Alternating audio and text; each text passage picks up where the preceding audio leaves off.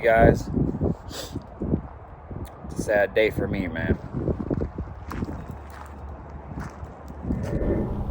Hey, what's going on, y'all? So, I'm making this video as an intro to the next clip because I've had some time to kind of settle my thoughts and really think about what just happened.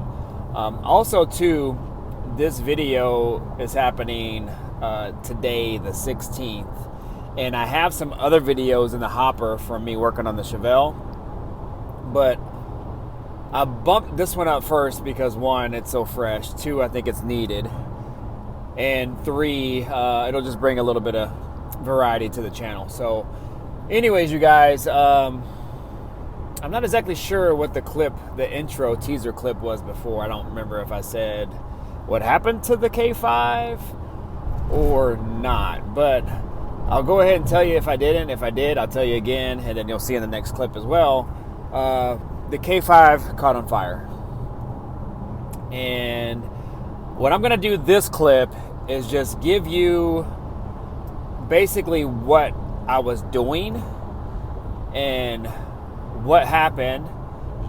And I'll let the next clip kind of go deeper into like real time of me in the moment to give you that raw emotion that I had during that time. So, not to make this too long, it's a regular routine day. Every time I go down to the in-laws house, I stop by my storage unit to start my cars. I had to go down there to drop off our little one. He's going to be there for the weekend. And as I was heading back, stopped by the storage unit, checked on my Caprice, which I didn't start because it has a fuel leak. So I already knew that. I mean, I can start it and back it out and whatever, but it's dripping fuel near the gas tank, so that's already down. And of course, now this happens. So anyways, I decided to start the K5. A little bit of a challenge to get in there because my storage unit is a 20 footer by like 12 or something like that, or it might be 10. So the K5 like barely fits in there, and I have it so where I can like kind of scoot my way to the side where my butt is against the K5 and then my chest is rubbing against the sidewall of the trailer. So anyways, I go ahead and start it like normal. And today I decided just to let it stay in there and let it run. And I do that sometimes if I don't want to back the car out. But a lot of times I'll back the car out far enough where the exhaust will go out of the trailer. But this time I didn't. I just let it run because for one, it's just so tight in there and it's hard to kind of get it relined back up. Even if I were to drive straight, I have it in such a perfect position where I can actually get in and out of the trailer as it sits right now. So anyways, just decided to let it run, and it's a carbureted car, so you got it didn't start right up. I had to give it a few pats of the gas, but charging was good, everything was good. So finally it started up and it ran like normal. It idled high for a little bit and then it kicked down to normal idle, and then I just let it run like that for about 5 to 7 minutes. My plan was to let it run a little bit longer because I haven't started it since I stored it in like October. So went ahead, let it run. Text my wife, telling her what was going on, and then I was about to leave here in a few minutes, and I was going to stop by and get us a coffee. It'll be waiting for her when she gets home. When I did that, probably a couple minutes later, all of a sudden the K5, let me change lanes real quick. All of a sudden the K5 dips down and idle like really quickly, and then smoke and boom, it catches fire. Like it like happened just like that. Dip down and idle, black smoke, fire. And I'm like, what the heck? And keep this in mind, it is in the storage unit.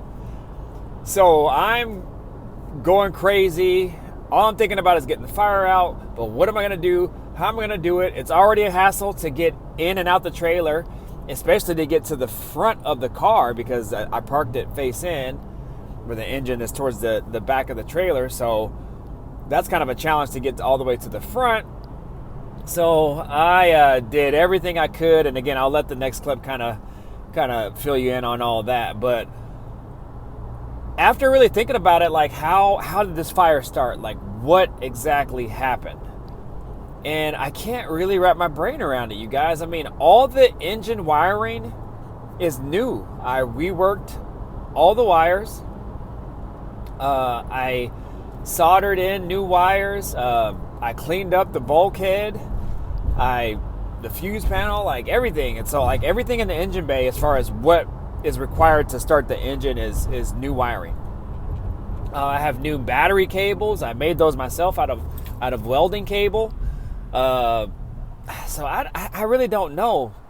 But obviously something wire related had to have, caused this fire, or at least ignited it, unless I had a leak from gas, like on a gas line or something, and it got on the header or something, and it's like kind of kept leaking and caught fire that way. Because the way the fire was burning, it was burning on the ground below the engine, and it was burning near the carburetor and towards the back of the engine. So I think the fire was being fueled by gasoline. So I'm not a fire expert, so I don't know what color gasoline smoke is. But initially it was really dark smoke. So I don't know if that comes from oil. I don't know if that comes from gas. So anyways, if you guys have any ideas, chime in, definitely let me know. But I'll kind of leave it right there. But after now being calmed down and really thinking about like, how did this thing start? Where do we go from here? There's just so much going on, and I was so excited to have that car available for this summer, being I did so much work to it last year. I mean, there was a lot of new parts on it. It was so clean. I did so much paint work on it and cleaning up, and it just really bums me out, you guys. So I don't know what we're gonna do from here. I went ahead and I had insurance on it too, you guys. So definitely put insurance on your old schools, even if they're in storage, you guys, because look what happened to me. And you never know, like a fire could start from another unit or something and catch your unit on fire. So definitely put some sort of insurance on your old schools, all right? And luckily my deductible is only $50. And so they say what will probably happen is that since it's a classic car and it has like a custom paint job on it and a lot of custom parts, that they'll probably just pay me out for it, and then I could just basically do what I want to do with it. So anyways, y'all, so there you have it, and there you go. So I did have a fire extinguisher nearby as well, and I also ended up having a couple gallons of water nearby. I always keep a couple gallons in all my old schools as well too, just for overheating issues and stuff like that. So it ended up working out well. I didn't actually need the extinguisher. I wasn't even thinking about the extinguisher. I just know that I had my water nearby, so I went and grabbed the water, and I was able to put a lot of the fire out that way with the water, and using rags and things like that to kind of suffocate the fire on top of the carburetor and whatnot. So anyways, to make a long story short, at least everybody was safe. Nobody was hurt. Luckily, we weren't driving it, because I think if we were driving it, it probably would have burnt up. Like, no lie. Like, it probably would have burnt up, because I wouldn't have had that water with me. Because in the K5, I had just got it done and I took it to storage. I really didn't, prepare to like really drive it like that. So I didn't have any extra water in it. I didn't have a fire extinguisher in that K5, but I had the fire extinguisher at my storage unit. So that was a plus. Even though I didn't need to use it, I ended up using the extra water jugs that I had though. So anyways, keep all that safety stuff nearby. You just never know what's going to happen. And again, like I said, insure your old schools, you guys. You just never know what's going to happen. Well, y'all, as the intro said, sad day for your boy. Let me get in here to try to get away from this wind.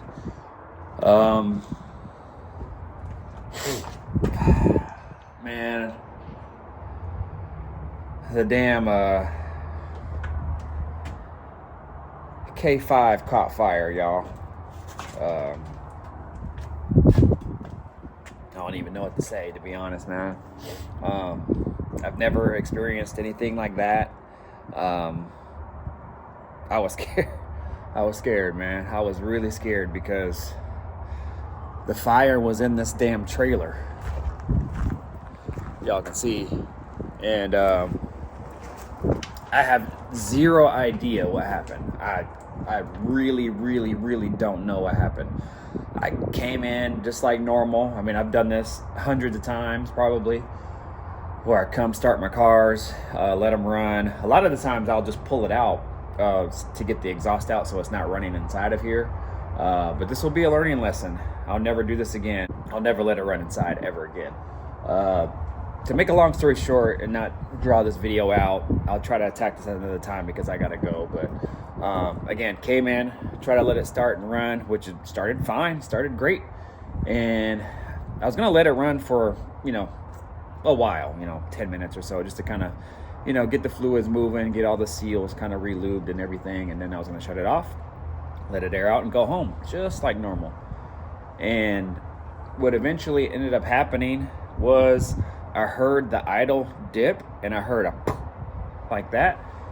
And all of a sudden I came out and then I just saw smoke just coming out the front of the car. I mean, black smoke. And, I've had a battery actually kind of do something similar. And what happened was the positive lead grounded out on the exhaust header, so it was rubbing and it ended up getting too hot and burnt up, but that cut the whole car down, and so I died in the middle of like a parking lot. This one kind of sounded similar, but then it started smoking, and then when I looked under the car, there was flames just going up, just spewing out under the car, and I was like, oh crap. And just think, y'all, it is in the trailer. So I had zero idea what to do, you guys. I didn't know if the damn car was gonna blow up, but I knew I had to get it out. And I was thinking, what could I do? What could I do? What could I do? I didn't even think about a fire extinguisher. I have a fire extinguisher close, and I could have ran and grabbed it. But, I've never been in a situation like this, and it's so true. Your mind is going like 100 miles an hour, and you don't know what the heck's going on. So I didn't even think about the fire extinguisher. I just thought about water. Do I have water? Do I have water? So I had a couple cans of water or bottles of water in the car for me just drinking, and I came out and I just kind of just sprayed it all under the car as fast as I could. And then when I looked under the engine, yes, I had to get close to the car. I saw that the air cleaner was on fire. So I went back, and then I had a bottle of sparkling water, so I went and got that, and then I just poured it all over the top of the air filter, which I'll turn around and show you guys here in a moment what that looks like. And then I just tried to think, what could I do? What could I do? Then I grabbed this car cover that was covering the K5 while it was in storage, and I just started just batting the engine down, just trying to get it just to freaking just go out. But that proved to not be too successful because I think gas was just kind of feeding the fire from the carburetor, and it looks a little oily as well too, so it just kept feeding it. But I think it kind of slowed it down, so I went back, I got towels, I was trying to just do the best I could. So I was thinking, what could I do? So then I took some towels, and I was just trying to get the air cleaner off, and I didn't want to touch a bare hand, so I just used my towels, and I was spinning the dang air cleaner off, and then it wasn't coming off, but it was loose, so then I had to spin the nut off, and I didn't want to touch it bare hand, so I used the towel, and I was taking it off, and then luckily it came off. That thing was on fire, you guys, in my hand with the towel. So, and it's a tight fit over here. You got to think about it. This thing is a tight fit, so it's not easy to get out. So I'm like crawling sideways, trying to get out, and then I just threw it out here. Thing is on fire, the air filter is on fire, and then I'm back inside of here trying to put this damn fire out. And luckily I was able to kind of slow it down, and then it started to smolder. So the air cleaner, the carburetor was on fire. Actually, the carburetor was on fire too, so I was like batting that down. And in the midst of all this, you guys, I'm inhaling this smoke, and you talking about hard to breathe, man, real hard to breathe. Ended up slowing it down enough where I remembered that I always keep a spare antifreeze jug of water in my car just in case.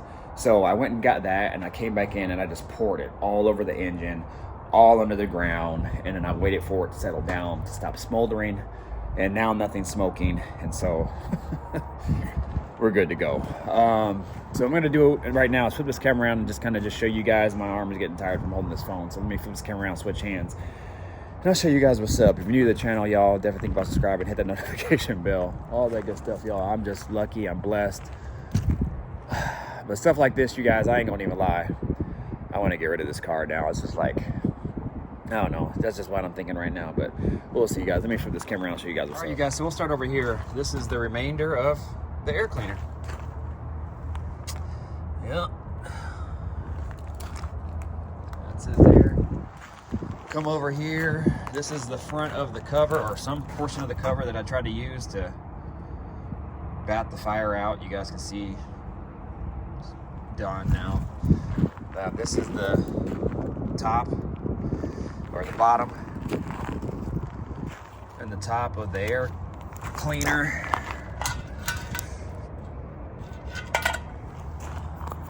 This is where the fire from the filter was just going, and I was trying to get that out because I didn't want the management to come out and see the dang thing was on fire. Towel, I was trying to use to bat it out. Another towel over here. Actually, you know what? Let me move some of this stuff so they don't get a sneaky suspicion that something's going on. Actually, I'm gonna cover that.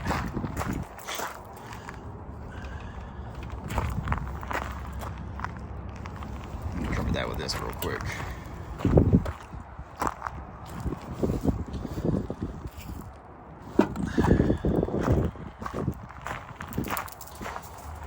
Alright, you guys, so, and then the bottom of my shoes are all sticky from the damn burnt rubber and all that stuff. So, you know what, let me turn you guys off. I'm gonna turn you back on. I'm also gonna turn this light so you guys can see. Alright, y'all, so it actually does not look too bad. I mean, I guess it could have been far worse. But I really don't know what happened. I honestly don't. It's hard to see in the dark here. I heard a poof, so I'm thinking either something arced on something. I'm trying to really think about this. And if I can remember correctly, let's see, that's a ground. So I had a positive lead going to this, and I remember taking it off, but I don't remember where that positive lead came from. So this is the electric choke, and it hooks up from a positive and a negative. So what allows it to do is, kind of crack that butterfly, so the engine will start a little bit easier.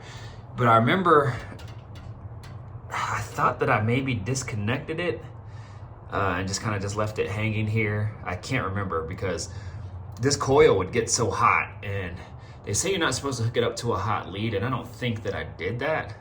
But that's really the only thing that I can think of that maybe like arced on something and caught fire. Like, maybe this is self-inflicted, I don't know. But also here, so this is the wire that goes to the harness. This is what powers the harness. I have it hooked up to here. And then this wire here goes to a junction right through the firewall. But then I was thinking, I was like, well, maybe it just got too hot, like maybe too hot sitting against the manifold is what I was thinking. But when I look at the back of that power lead, it's still fine. But if you look at this right here, you can see that smaller wire is totally fried through. But the fire was right here, so I think it might have ate through that. But I don't think that caused it. So my only other thought, possibly, maybe, was that positive lead, but I don't even see it anywhere. I don't remember like maybe where it was coming from, or maybe I took it off entirely because I felt like I didn't need it since I only really drive this car in the summer. I can't really remember, but I'm also thinking maybe something happened with the carburetor because there was like a poof noise, and then the car just totally dipped down. So that could be battery related because, like I said, similar sound to what I had happen before. Kind of made that similar sound, but also I don't know if the carburetor like backfired and then, I don't know, fluid came out and maybe it caught fire. I don't know, you guys. There's a number of different things, but the way that it was on fire on the ground is making me think it was fuel related, because the whole ground was on fire, and so I don't think a little arc from that would cause a fire like that. I mean, this whole air cleaner was on fire. When I took off the air cleaner, the carburetor was on fire, and then the whole ground, I'm talking the whole front half of this car on the floor was on fire. If I take you for a look under here, it's all wet now, but it's really hard to tell. But the storage unit place makes us put tarps down for oil if you're gonna store a car in here. So, but that tarp is totally ate through. I kept cardboard on top as well, just to kind of protect it. But you can see how it's just totally gone.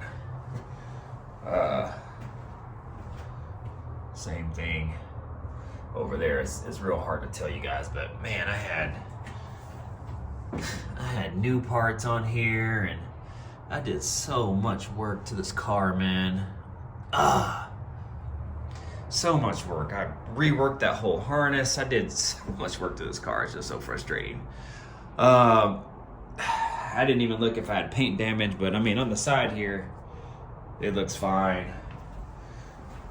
Really hard to see. I think it looks fine over here, but I do think that there is this cowl.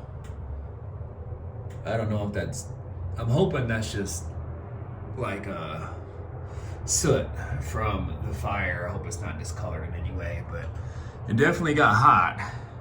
The firewall, I think it was bubbling. Yeah, you can see how hot that it got. This dang thing was brand new. Lower it down a little bit. Yeah, see how hot it got? I don't know if you guys see that bubble in the paint. Right there. You guys can tell. There you go. So it's bubbling there, but oh no, y'all. I mean, my buddy could probably repaint this and the cowl if that thing comes off to kind of match if I wanted, but I just don't have the time. I just don't have the money. I almost rather would just sell the dang thing and just go down to 3 cars, man. I mean, honestly, it just sucks. And you know, I built this for my wife, and you know, since we had the baby, you know, she's kind of, you know, 100% baby and really not into the cars, you know, like I am. So she loves it. I love it, but you know, if it was just me and her, she would love to drive and kind of cruise her own ride, but this just makes it all frustrating, you guys. So, man, I mean, everything was new down here. That steering box wasn't cheap. I mean, everything, you guys. So I don't know. I guess the best thing to do is walk away from it. I just wanted to make sure the fire was out. Maybe come back to it with a clear mind, and then we'll go from there. But anyways, y'all, I was going to walk out there and close out the video, but I'm just going to do it from here. So definitely keep a fire extinguisher close. Definitely. I mean, this is learning experience. I'm glad it happened here and not on the road, because, you know, I don't have any water in here. Actually, the water jug is in my other car. I keep water jugs in all of my cars, but I didn't have one in here. And luckily, I wasn't on the road because I didn't have a fire extinguisher either. So, in this car, but I have them in all my other cars. So, anyways, y'all, that's pretty much it. I'm gonna go ahead and get out of here. I need to get going, but you guys know what to do. Like, comment, subscribe, share, do all that good stuff, y'all. Mr. Griffin 23 in the building. I'm out. Deuces. Peace out.